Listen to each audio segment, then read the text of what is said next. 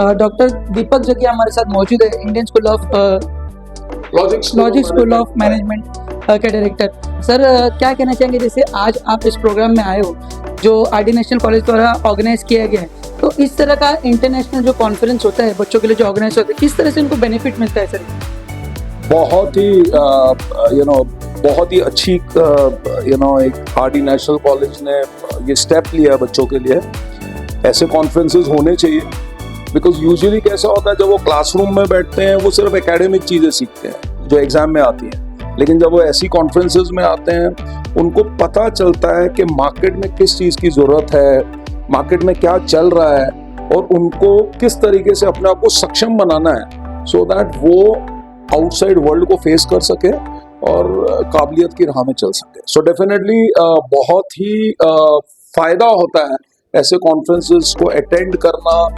और मैं सिर्फ ये बोलूँगा, सिर्फ अटेंड नहीं करना है, उसको इम्प्लीमेंट भी करना चाहिए। बिकॉज जब इतने महान स्पीकर्स आते हैं, हर स्पीकर ने इतने साल डेडिकेट किए हैं अपनी इंडस्ट्री के अंदर, तो उनके एक्सपीरियंसेस को समझना चाहिए, पढ़ना चाहिए, उनकी बॉडी लैंग्वेज को समझना चाहिए।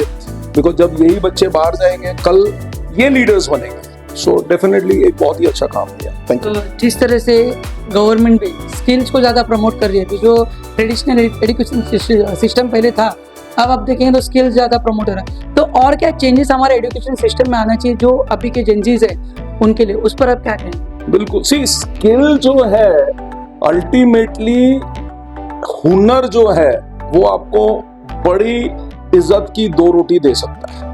जो सिर्फ एकेडमिकली पढ़ते हैं, डिग्रियां लेते हैं, वो प्रोबेबली पेपर किंग होते हैं, लेकिन शायद उनको इंटरव्यू के लिए बुला लेते हैं, जॉब मिल जाती है, लेकिन अगर उनमें स्किल नहीं होगा तो वो जॉब में कभी भी टिक नहीं सकते।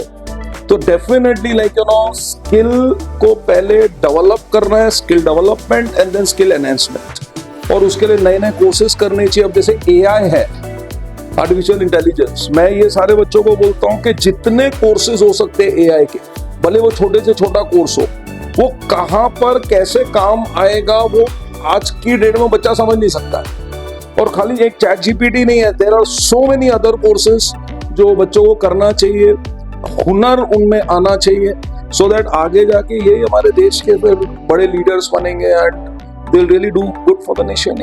ये है कि आपने बात कही सर, जैसे इंडियन एजुकेशन सिस्टम की अगर हम बात करें तो फ्यूचर में एआई किस तरह से इम्पैक्ट करेगा इंडियन एजुकेशन सिस्टम? बहुत ही अच्छी तरीके से इम्पैक्ट करेगा। इनफैक्ट लोग बोलते हैं कि यार एआई के आने से नौकरियां चली जाएंगी, लोग बोलते हैं एआई, कई लोग जो इनसिक्योर लोग होते हैं डरते हैं। मुझे ऐसा लगता है कि एआई के नेवर रिप्लेस जॉब्स, नो, वो कभी भी एआई जॉब्स को रिप्लेस नहीं कर सकता। हाँ, लेकिन जिस इंसान को एआई आएगा नहीं, उस इंसान को रिप्लेस कोई दूसरा इंसान कर लेगा जिसको एआई आएगा। सो एआई इज नॉट कोई हवा नहीं है, एआई बहुत ही अच्छी चीज है अगर उसको तरीके से आदमी समझे, उसको यूज करे, क्योंकि एआई आपकी एफिशिएंसी बढ़ाता है, आपका समय बचाता है, और आज की दुनिया में जो सबसे बड़ी चीज है वो है समय। तो अगर एआई कोई चीज को फास्ट कर सकता है, एआई कोई चीज को मोर एफिशिएंट कर सकता है, तो डेफिनेटली ये एक बहुत बड़ी बून है। लेकिन एक बात पक्की है कि आर्टिफिशियल इंटेलिजेंस के साथ में आपकी नेचुरल इंटेलिजेंस होनी बहुत जरूरी है। Because you just can not go on ऐसे सिंग आगे करके ऐसे आप भाग रहे हो, वैसा नहीं होना चाहिए। बिकॉज कई बार एआई रॉन्ग भी होता है, तो वो रॉन्ग कब है उसके लिए आपको सही चीज खुद पता होनी चाहिए। But definitely AI is the future of our country. Thank you. धन्यवाद।